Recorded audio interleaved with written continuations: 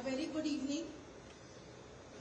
The first meeting of Finance Ministers and Central Bank Governors under India's G20 presidency has just concluded, and we have with us Madam Finance Minister and Minister for Corporate Affairs, Srimati Nirmala Sitharaman, Governor RBI, Dr. Shaktikanta Das, Secretary DEA, Government of India, Shri Ajay Seth, and Chief Economic Advisor, Dr. V. Anant Nageshwaran. So the drill would be, first there would be Madam FM's address, followed by questions, and I'll be announcing the names of the journalists who will be asking the questions. Listen.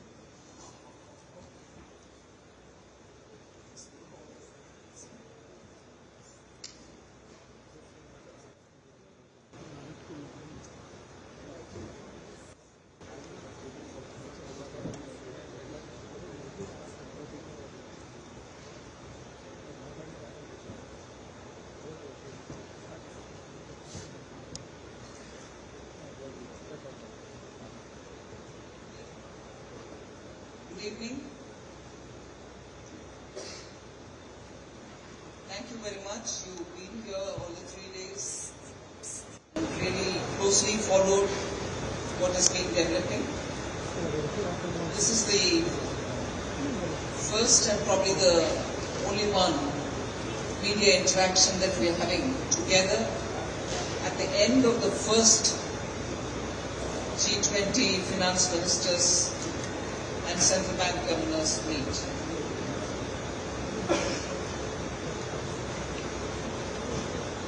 The objective of this FMCB, 500 foreign delegates,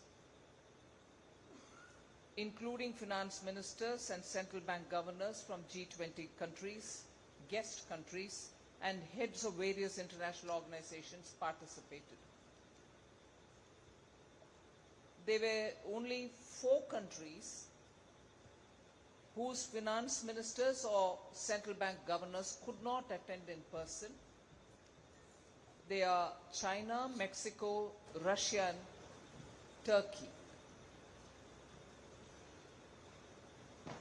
With that said, I would like to add that the virtual participation of some of these ministers and central bank governors also happened. So it wasn't as if they were not at all there. They were physically not here, they did participate virtually. India has always tried to make efforts to be a voice of the South, global South. And you know the Honorable Prime Minister, much before our presidency commenced, a month after that in January, held a consultation with all the global South countries in a virtual mode, and therefore we have taken it upon ourselves, like always before, to voice the concern, the key concerns of developing countries.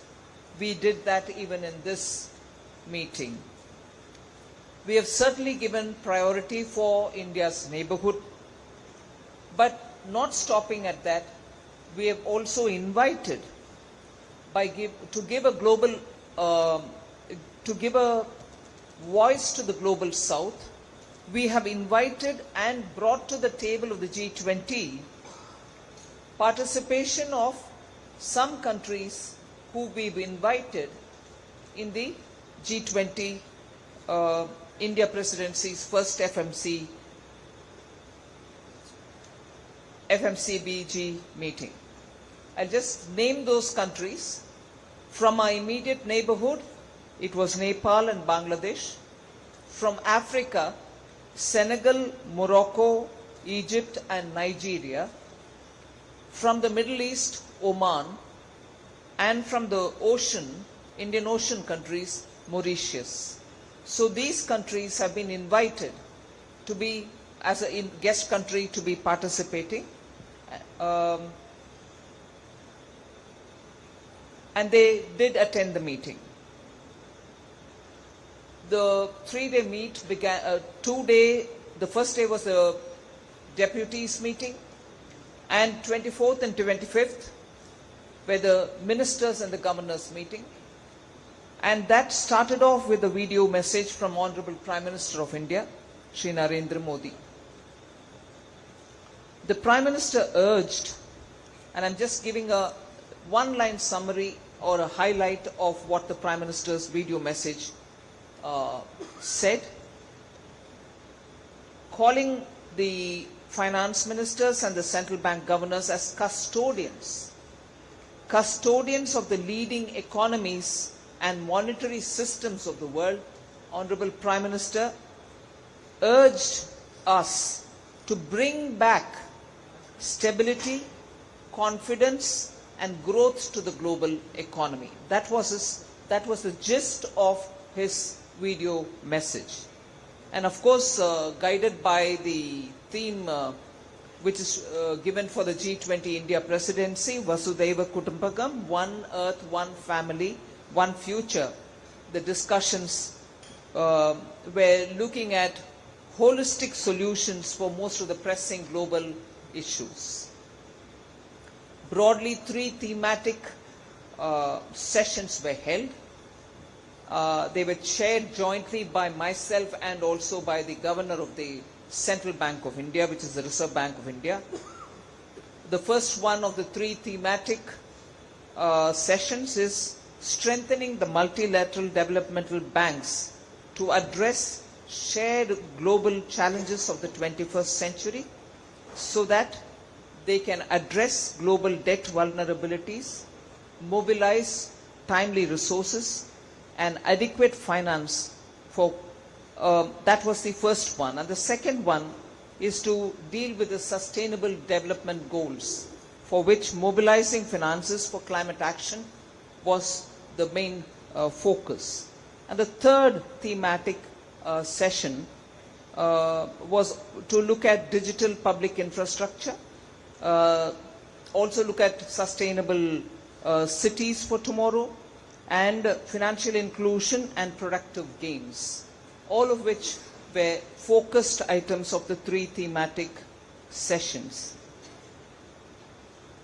Ministers and governors reiterated the need for a well-calibrated monetary, fiscal, financial and structural policies in order to promote macroeconomic and financial stability and also to maintain growth momentum.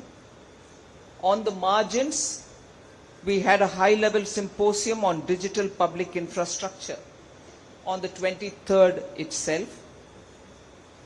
And that particular high-level symposium was to look at various issues governing the digital public infrastructure. The particular matter of interest which I'd like to put before you is the G20 Troika members. It so happens that the Troika members, Indonesia, Brazil and India, had shared their success stories in the DPI, digital public infrastructure. While the interest was there among all countries, the success stories were incidentally from the Troika. So that was a matter of interest for all members, and it was also very heartening to know all the 3 are emerging market economies. Today we had a walk the talk policy in action, where the delegates were taken to the Indian Institute of Sciences, and a total of 53 delegates came for the visit. 7 of them were finance ministers or heads of international organizations, 9 central bank governors, and 37 delegates participated in it. There was a very good display, and in fact I must say, even during the course of the session, 3rd session of the afternoon today, several of those members of the delegates who came over had words of praise to say. It was one of those very, very effective visit, meaningful, and they had a lot of takeaways for them to carry back to their home countries, because they felt at one go they could have a lot of strides that the Indian startups have made displayed for them to see, and also from the Indian Institute of Sciences, which has been patenting a lot of their products. Once in 5 days, I'm told, they have 2 registration for patents. Every 5 days they register 2 patents. That was one of the things which was mentioned during our visit. And I'll just give the range of items which were displayed there, explained for the delegates. India's electronic vehicle system, electronic vehicles and ecosystem, semiconductors, biotechnology and healthcare, aerospace, artificial intelligence, robotics and drones. The various developments which are happening in all these areas were displayed. In fact, the President of European Central Bank, Finance Minister of Netherlands, G20 Finance Deputy of the USA, Vice President of the Asia Infrastructure Investment Bank, all of them thanked the Presidency for having made this arrangement for visiting the Indian Institute of Sciences. Each one of them, during the course of the discussions, mentioned that it was time well spent, and they mentioned a special word of thanks. Progressing further, there was a seminar on policy perspectives debating the road to policy consensus on cryptocurrencies. This seminar was also of great interest for most members who participated. That was held on 23rd February. It was to deepen the discussion around crypto assets and to foster better understanding of the broader implications of crypto assets. Then, continuing the theme of crypto, there was a panel discussion on leveraging national payment systems to enhance cross-border payment arrangements. It also had inputs on what happens to the cryptocurrencies which banks have bought out, like the way India's Reserve Bank has also come up with a pilot for both retail and for wholesale use of cryptocurrencies, that is. CBDs, central bank driven currencies. Then there was a third event in which crypto could play a role. That event was the SME financing and bridging the gap, which was also organized for the delegates. So all of them have been well attended, well received, and there's a lot of discussion about it. On the debt vulnerability, the IMF, World Bank and the Indian Presidency co-chaired and hosted a meeting of the Global Sovereign Debt Roundtable on the sidelines of the meeting. The objective of this debt roundtable is to bring together a diverse group of stakeholders to share their views and to coordinate and collaborate on global debt policy issues.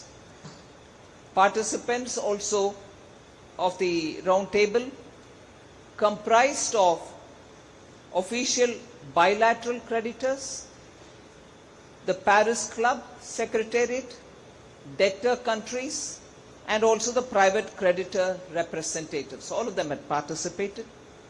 This is possibly the second meeting, I think. Just 1 minute.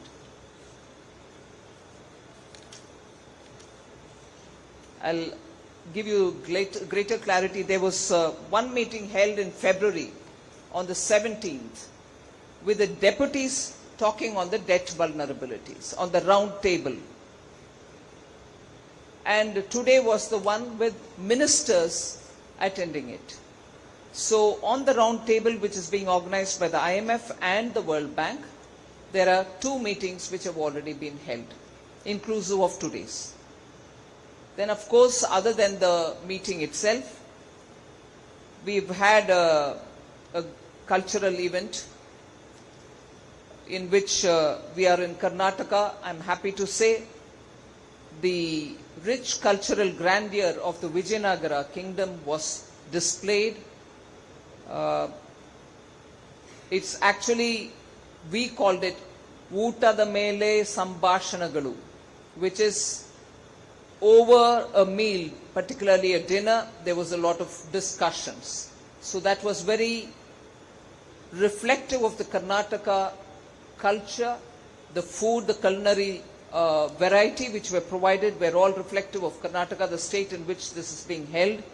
And so the Uttada Mele Sambhashanagalu was a very interesting and well received cultural event with the food reflecting the state.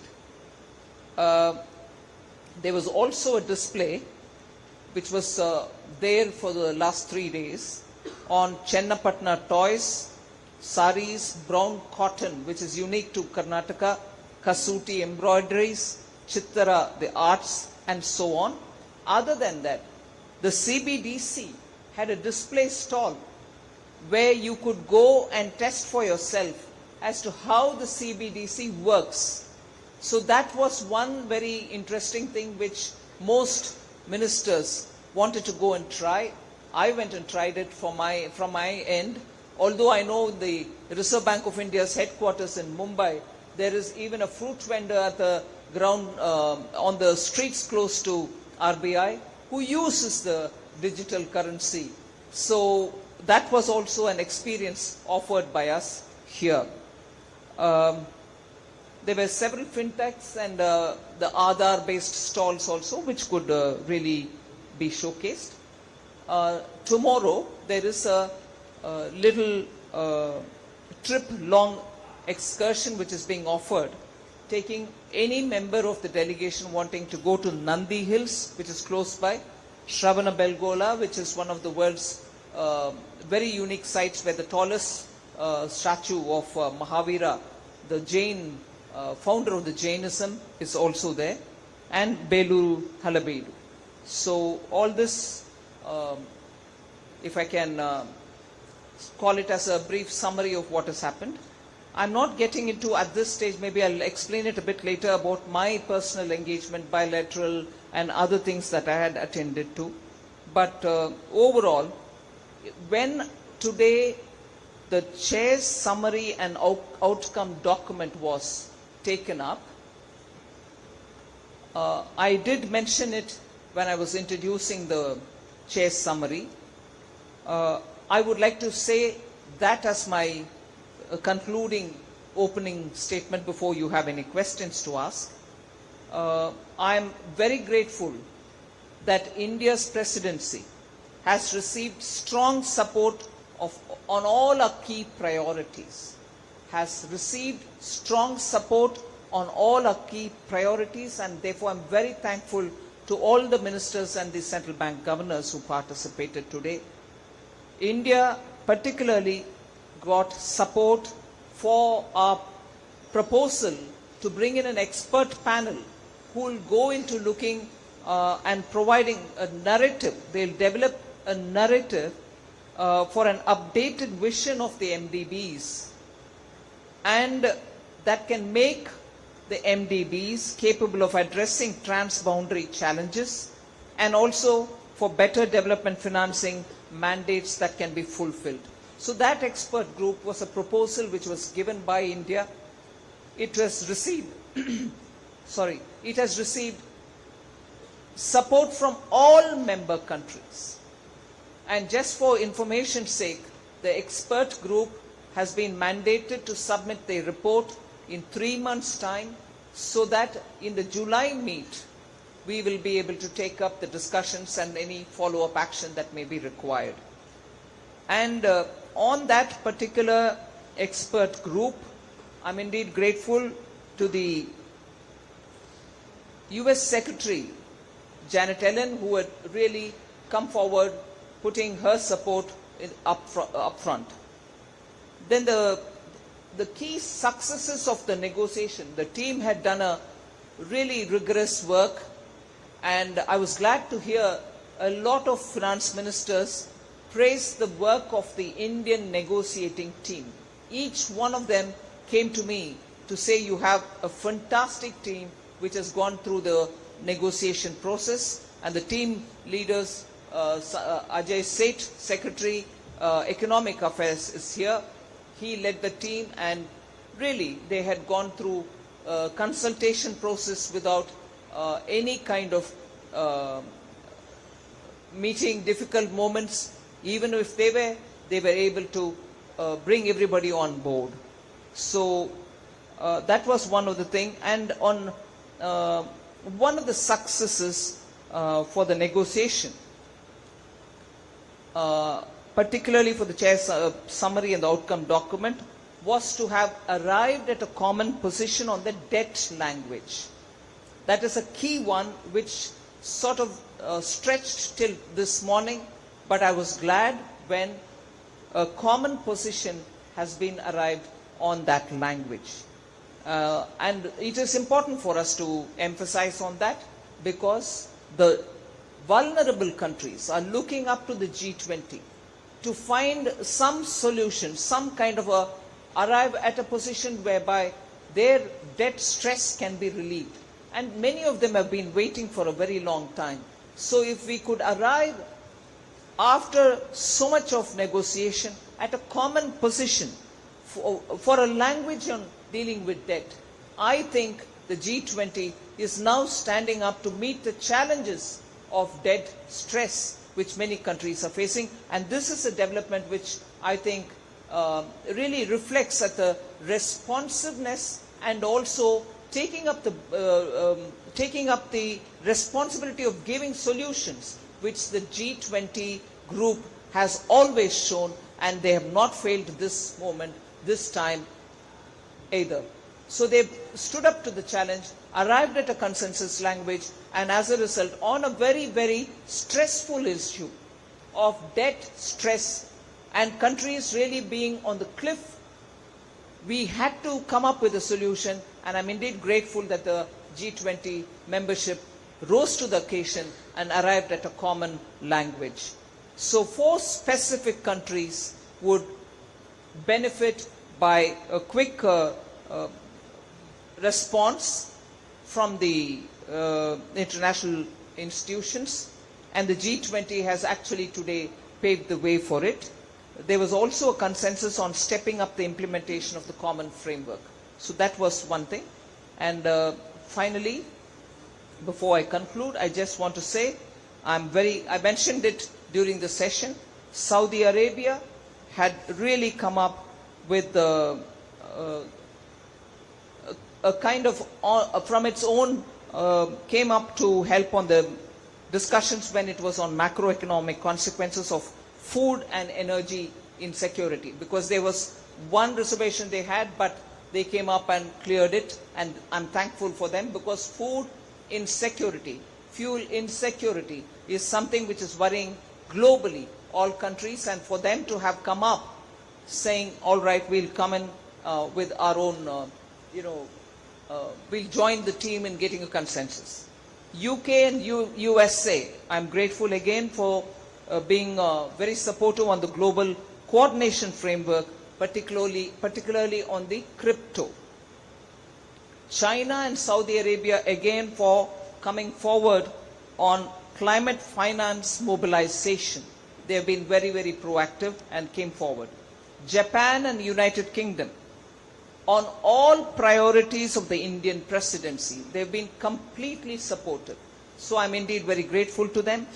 And the G20 Troika, similarly, have been completely supportive of India's position and priorities, all India's priorities. So these were reflected with full consensus in our statement. So finally, I'm indeed very thankful to all the members. In a way, before the next meeting, which is in April in Washington, this first step, although there was what you would call not a chair or not a communique, but only an outcome statement, I would still think we've made good progress in having all the ministers on board. This would be my opening statement. Would Governor Das want to say something before we open the floor for questions? The Finance Minister actually has very comprehensively covered all the aspects. I just wish to add 2 or 3 quick points. One is that by way of information, that from the Reserve Bank of India, we organized 4 side events, And the 4 side events were on cyber security, on payment systems, that is cross-border interoperability, then on financial inclusion, and the 4th one was on MSME credit.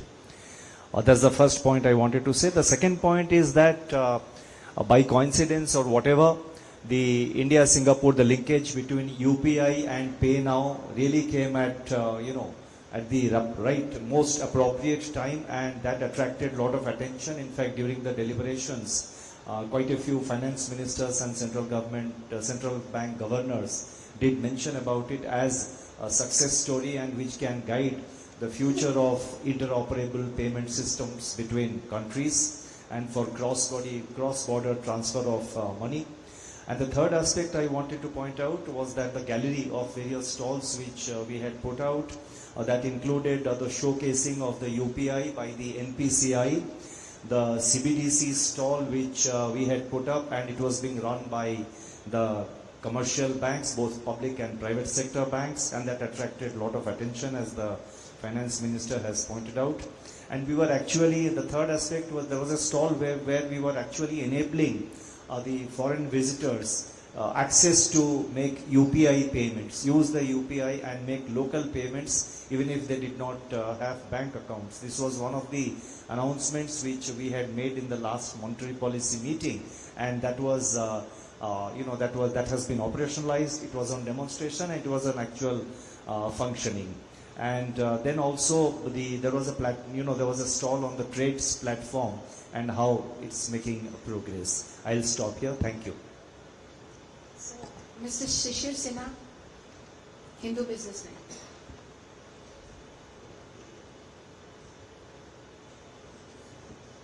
Good evening, sirs.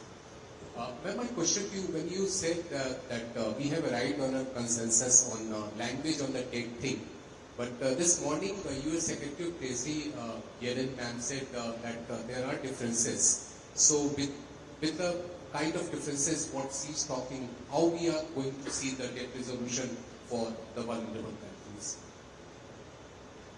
This morning's statement is before the consensus which has been arrived. So there are no divergences now. On the debt issue, we have come to a same page. Mr. Arup Roy Choudhury.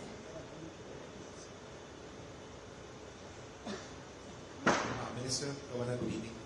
Ma'am, in the press conferences preceding you over the past few days, finance ministers of Germany, France, US, Japan, and others, they said that they will protest any step back if the communique does not adopt the same language on Russia which the Bali leaders' declaration did. And that language was adopted in the chair summary. If that has been agreed to, why is it that we have a chair summary and not a communique now? What are the reasons for that? Only because the Bali paragraph 3 and 4, which is exactly what the Bali Leaders Summit had come up with, was introduced, but 2 countries had a reservation. So, with a footnote, certainly a communique can't go out. And therefore, it had to be a chair summary and an outcome document. Russia and China. Mr. Akram, Indian Express. And that was mentioned also in the council, in the G20 meeting that we had. My introduction about the chair's statement, I did mention the name of the countries there as well. Mr. Akram from the Indian Express. Well, were there any discussions on this Hindenburg report that? Sorry? Were there any discussions on the Hindenburg report? Like, did any leaders from No. others have talked to you about this? No. Mr. Takashi Ishihara from the Asahi Shimbun. Hello, can you hear me? My name is Takashi from the Asahi Shimbun Japanese newspaper. I just would like to clarify.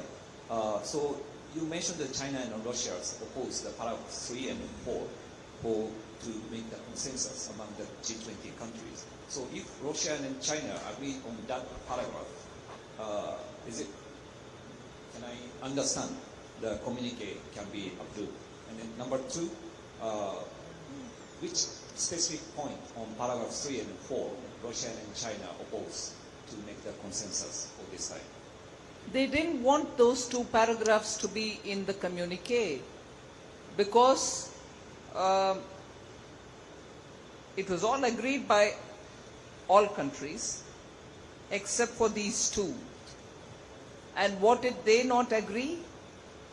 They didn't agree to those two paragraphs because the leaders had prepared that in the Bali summit, and it was fine for a circumstance, for the circumstances which prevailed then. And therefore now they didn't want it. Mr. Ajay Mishra from Doordarshan.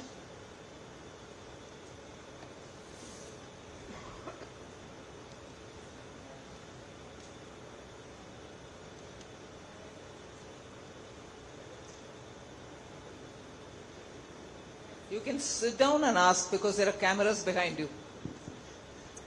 Hello. Thank you, ma'am.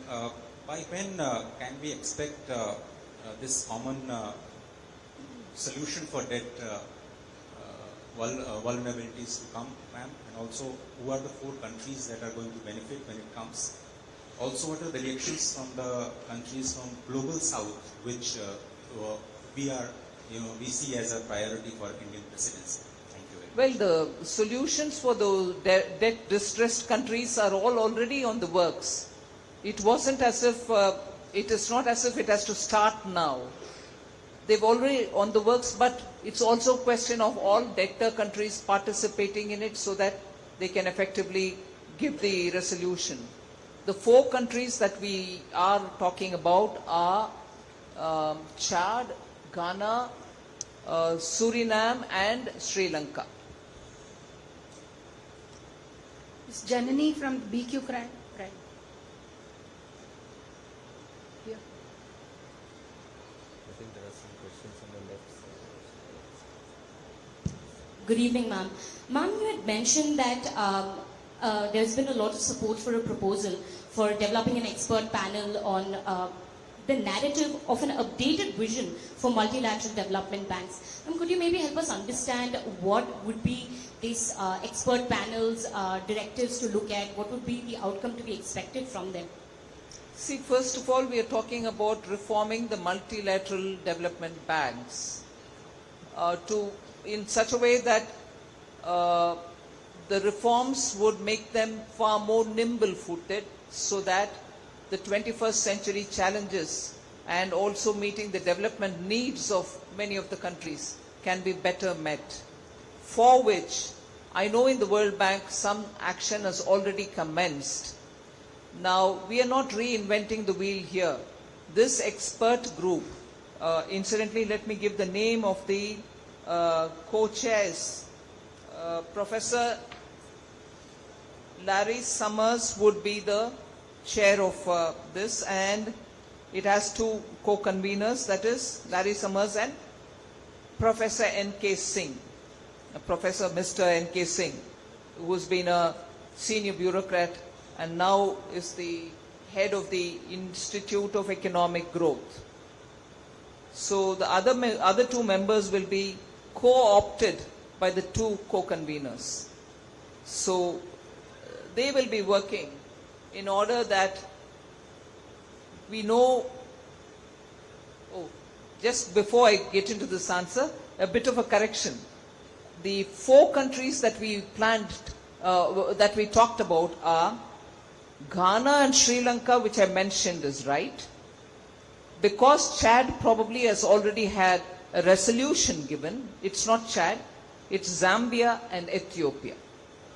So Ghana, Sri Lanka, Ethiopia and Zambia are the 4 countries. Yeah, so the terms of reference and everything would be more to see how the multilateral development institutions can better leverage the monies that they have for raising more funds and also be more nimble-footed in dealing with the development needs of countries and what management efficiencies can be brought in and so on. So that's exactly what is going to be the work of the expert group. They'll submit the report, as I said, in a matter of 3 months, and the G20 FMC, I always get difficulty in saying, central bank governors, finance ministers and central bank governors meet, will the next time round look, that is in July, look into the reports and take action forward. Ms. Deepshika, Economic Times.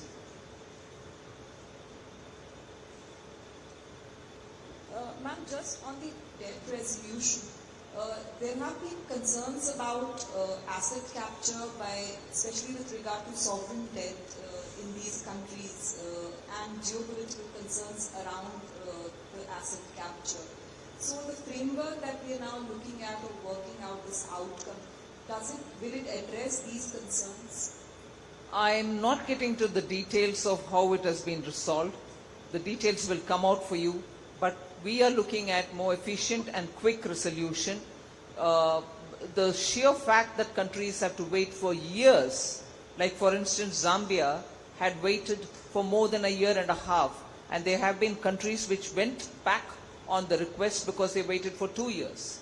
So those sort of, first of all, the process itself consuming the time, by which time the distress in the country aggravates. Like for instance Sri Lanka, it is waiting for a resolution, but in the meanwhile, because of the delays, they are feeling the stress even more.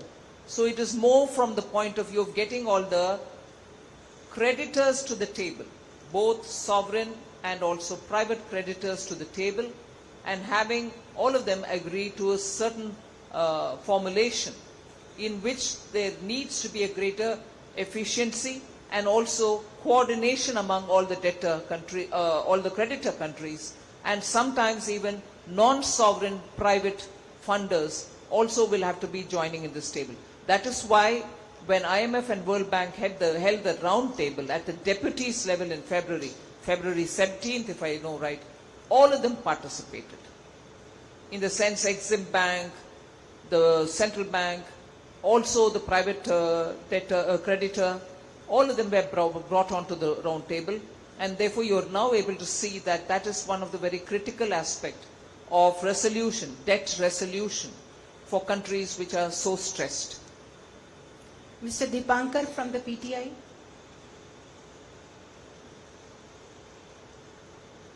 Good evening, ma'am. Good evening, sir.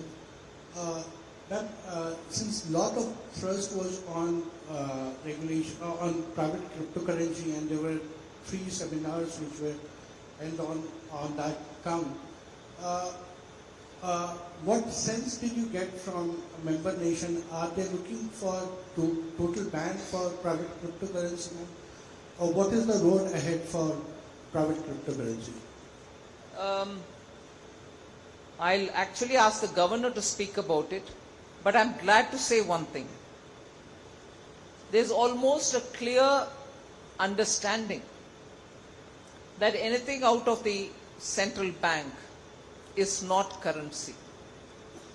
And this is a position that India has been taking for a very long time, and we are glad that such a position of India is now getting also acknowledgement from so many different members. I wouldn't want to take more of your time reading the quotes which had been coming out today in the meetings. I'm just referring to several speakers, not just in today's meeting but also outside, who have been speaking about the risks of crypto assets outside, and there is a clarity that unless it is sovereign backed, it cannot be a currency. And as it is, that they have to be regulated. And many of them did come to me to say that the technology which governs all this, the distributed ledger technology, and in some nations the coins, the units, the Bitcoin and stable coin and so on, people recognize that the technology behind all this is very useful for fintech, and even that position is now being reiterated by many other countries. But Governor Das. 2 points. First thing is that there was greater interest in central bank digital currency, and pilot projects are already in operation in quite a few countries. The second point is that there is now wide recognition and acceptance of the fact that cryptocurrencies or crypto assets or crypto products, or by whatever name you call it, they involve several major risks to financial stability, to monetary systems, to cybersecurity issues, and to overall financial stability. As I mentioned, that they involve several risks and they need to be looked at. And going forward, the effort is to develop an international framework, an international architecture to deal with this problem of these crypto assets or products or whatever you call it. The IMF and the Financial Stability Board both are working on it. The IMF is working on a paper. The FSB has been dealing with this issue. FSB focuses more on regulatory aspects. So there will be a synthesis paper between the FSB, Financial Stability Board, and the IMF on this whole issue of crypto that will come up in the later part of this year, and they will form the basis for the future discussions to develop an international architecture. Just a few more things on the crypto since there's so much interest. I have already said that in February, the IMF's discussion paper on macroeconomic implications of crypto assets has already been put on the table, so people are looking into it. February 23rd, there was this panel discussion on policy perspectives, debating the road to policy consensus on crypto assets. That was already held. Now, forthcoming events in the context of G20 and crypto, I'd like to mention it now.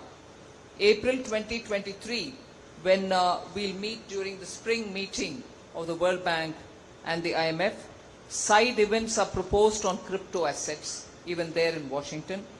July 2023, FSB's paper on crypto asset regulation will be also put on the table, so that when we meet in July, we'll be able to talk about it. So IMF's paper is already on board. FSB's paper is coming in July. And the synthesis paper, which the governor referred to, will be during our presidency in September this year. The synthesis paper also will be submitted, and which will lead towards a creation of a global policy approach on this matter. So step by step on crypto, there's enough work going on. As I said, 2 of them have already happened, meetings where this was discussed. 3 are awaited. I mentioned the 3. One is the April meeting 2023 as a side event, July FSB's paper, and September the IMF FSB's synthesis paper, all which will lead to some kind of a policy approach in dealing with the cryptos. Ms. Nivrita Ganguly, AFP. And just to add, Canadian Central Bank Governor cautioned that crypto assets should not be given the regulatory seal of approval. He used these words. I just want to draw your attention to that. Without a well thought out approach and a framework for implementation. I'm paraphrasing his words, that was Canadian Central Bank. The World Bank stated that the views of all the developing countries should also be included in any policy framework. That was from the World Bank. The ECB, European Central Bank, thanked India for putting crypto assets on the priority map and stated that the global framework and understanding of macro implication, financial factors, is very, very fundamental. So the EU Commission also stressed that an internationally coordinated approach is the key. So I'm glad that all that we have been discussing in India over the last 1.5–2 years in the process of addressing you all several times broadly has an acceptance in the G20 membership as well. Good evening, ma'am. Can I just add one sentence? I said that there is now wide acceptance about the risks involved. And as the finance minister pointed out, about more than a year ago, or let's say 2 years ago, in the international community among countries, there was still a feeling that there could be some advantages and it's a new product, it's a new innovation. But now I think there is a wide recognition of the risks involved. It is accepted that there are major risks, there are concerns being expressed, and various options of dealing with this problem have also been pointed out, as the finance minister quoted a few governors, and there have been other governors and ministers. So there have been other, in private bilateral discussions also, several other opinions are coming. So this is something which is work in progress, and basically I think there was agreement that this issue has to be dealt with in the overall interest of maintaining financial stability, and we should not create major risks whose management later on becomes, insurmountable. Good evening, ma'am. Nirmala here from AFP. I just wanted to understand what exactly was the breakthrough in the language on the debt recast topic. Who or what institution was opposing it? If you could give us some details on that. And also, similarly on the language of the paragraphs that Russia and China did not agree to, is it correct to say that China wanted the word war removed?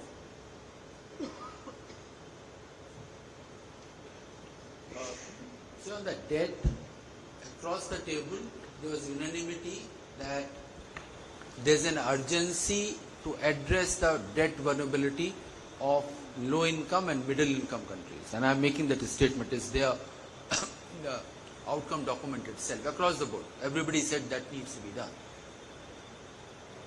Further, each one of them said that we have to step up implementation of the common framework, which was done in November 2020, and thereafter the progress so far has been on chart. So with an appreciation, and rather the ministers impressed that all agencies have to work, everybody, all official bilateral creditors and the private creditors have to work towards finding an early solution to all of them. Then there were issues around that what is the transparency in the debt treatment, like when the IMF and the World Bank do a data or a debt sustainability analysis, which is called DSA, when that information can be shared, what is the transparency, whether that can be improved upon. There were discussions around, and the one part which was holding it out for long was whether the multilateral development banks should be part of the debt restructuring.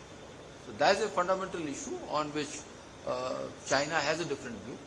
And on the other hand, all other countries feel that it is something where the MDBs get a preferred creditor status, because only then they can retain the AAA status in the market for raising their debt, and then becomes a very low cost debt they can raise it.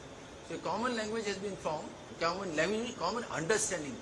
Language is a reflection of the understanding. So what it has been found, that common framework itself provides for a solution, that more work needs to be done. So that's the way forward which was agreed upon. Sorry?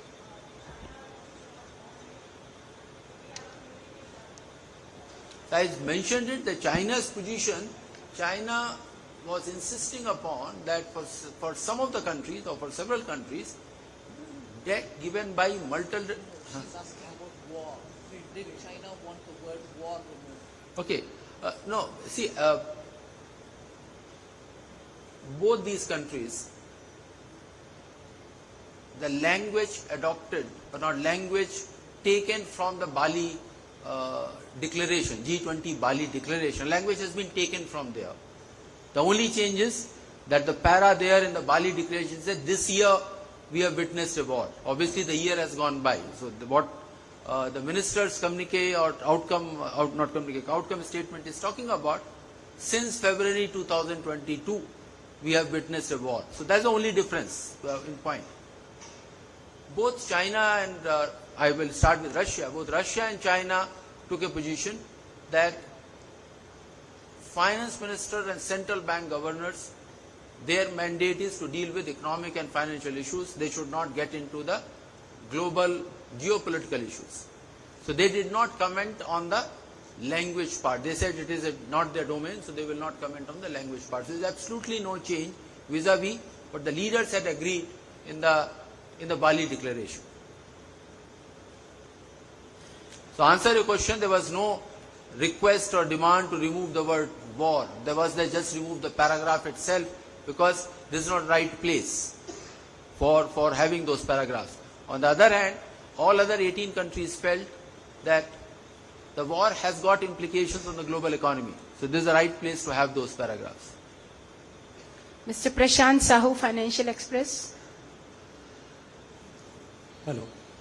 Ma'am, are you satisfied with the outcome of the meeting to address or to restore the global growth and price stability, and also to bring down the global food, fertilizer and fuel prices, which is affecting many countries including India?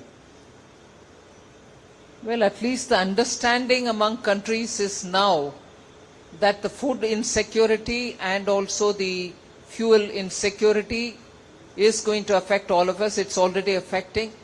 And that is where I did mention about a little bit of hesitation which was in the Saudi Arabian mind has also been addressed, in the sense all of us do recognize that this insecurity is going to worry a lot of nations, and we've come on board. Mr. Shailesh Yadav, ANI.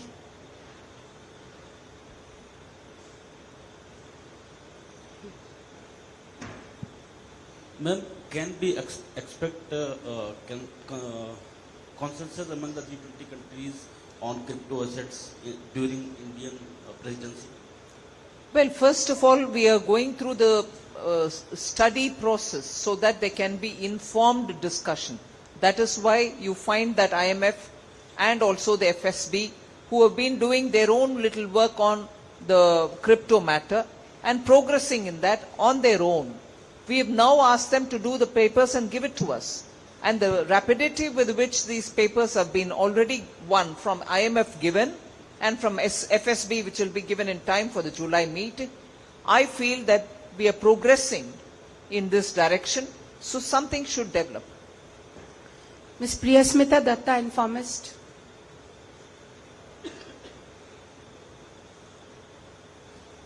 Good evening to everybody on the panel. This is Priyasmita.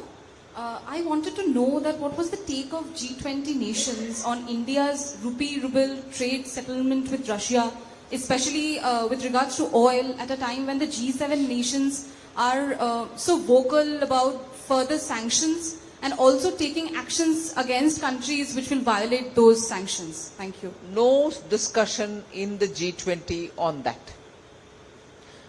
Mr. Siddharth Upasni, Money Control.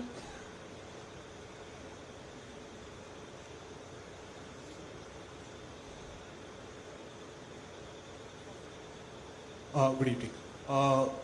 Governor, you said that there was recognition of the risks from crypto assets, and the IMF and the FSB will be developing a synthesis paper. But was you have been vocal against cryptos, and that you've said that they should be banned. Was there any other? Did anyone else from the G20 nations share that view that they should be completely prohibited, and regulation perhaps is not the only way forward? I think a few statements made by, governors and ministers were quoted by the finance minister. So if you just recall them, I think basically they are implying that. And there are multiple views, multiple options are under consideration, but it's too early to speak on what will be the eventual architecture. But yes, to address your questions, there were views that it should be regulated with a view to control its, to check and control its proliferation, to control its risks. There were opinions expressed saying that the option of a ban or prohibition should also be considered. So multiple views were expressed, but this is a work in progress. So let us wait for the discussions to go forward, and we will see how it shapes up. In any case, ultimately, every country is a sovereign country. The countries will take their decisions. But once something is agreed in the G20, naturally it would be expected that countries would by and large follow that, whatever is the agreed position. Ms. Ruchi Bhatia, Bloomberg. Good evening, ma'am. I want to first begin by asking you on the fact that India was one of the first countries to provide assurances for debt relief for Sri Lanka. Just wanted to understand how soon can we expect assurances to come in from China as well. There was some sort of consensus that we were able to come to as far as the debt talks are concerned. Does that mean that we will see a resolution for Sri Lanka very soon? And my second question, China being one of the biggest bilateral creditors to developing countries, there was also several nations asking China to disclose their debts that they own, that they have for various countries and be transparent about it. Was there any resolution to that matter? On Sri Lanka, we can only hope that it can get sorted out at the earliest. And on the second issue, nothing was discussed specifically. Mr. D.G. Vijay from DNS. Good evening. I wish to congratulate you on behalf of Bangaloreans for making this event a grand success. Thank you. Thank you. And my question is related to India's trade with Russia has shot up post the Russia-Ukraine war. According to writers, imports of the top 5 principal commodities have increased since the war, as India imported these commodities at discounts. India also benefits from the fact that its refineries are best suited to process Russian oil. Does the ongoing war pose any problem in near future when the war scale is enlarged? Well, I think we are looking at India's interest and importing, and that will continue. Mr. Kento Yamamoto from the NHK Japan Broadcasting Corporation. It's not there then. Ms. Sakshi Jain from the Deccan Herald. Oh, he's here. This is Kento Yamamoto from Japan Broadcasting Corporation. And would you elaborate on what was the most difficult part on the discussions about the communique? The discussions on the communique? Yes, about the communique. What was the most difficult part? What is it that you want to know? There's always discussion. There have been discussions for 3 full days. On which aspect are you asking us? I'm asking about, since there was some discussions about the paragraph 3 and 4, and what was the most difficult part about the discussions? So in terms of what all was discussed, there were issues around MDBs, how MDBs can be reformed. There was issues around MDBs. At the same time, there were discussions about debt relief. There were discussions about financing cities of tomorrow. There were discussions about international taxation. Again, so difficult one was on the debt resolution and on, I'll say debt resolution. And the discussions around para 3 and 4 was a position taken by 2 countries. So in terms of discussion, there was not much discussion around that, but the most challenging one was number 1 on the debt, second was on the climate issues, on the climate financing issues. Ms. Leila Nathu from the BBC. Now, last 2 questions, please.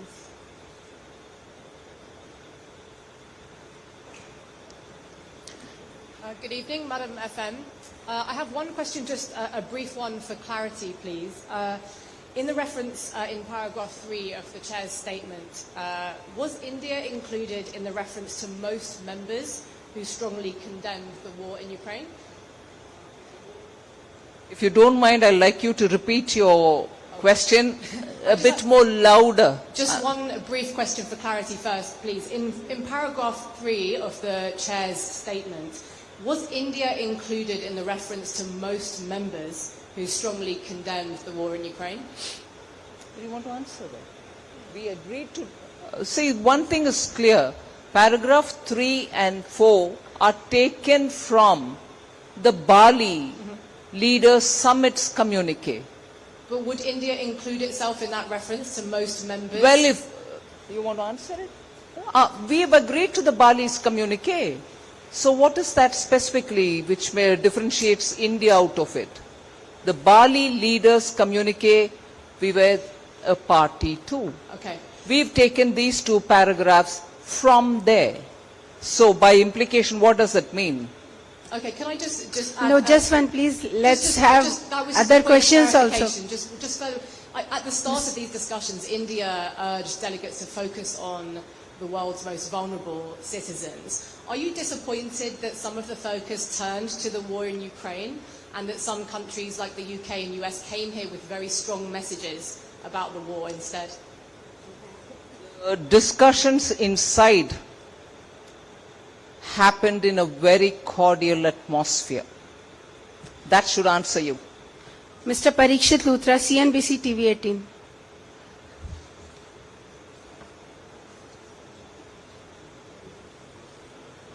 Yeah.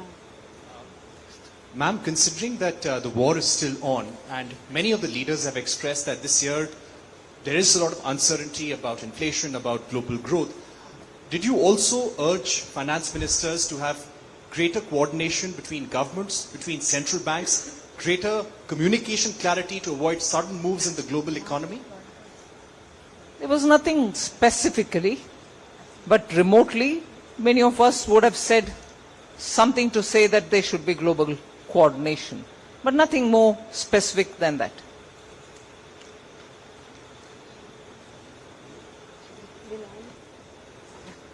Yeah, Shivangi from the Reuters, if you have a quick question, last question. Yeah, hi. My question is indeed quick. Can I go ahead? Shivangi from the Reuters. Ask your question. Last question, please. Yeah, quick question. As the G20 president, was it hectic or not to pursue issues such as the Russia-Ukraine war with a bloc which is clearly a divided house?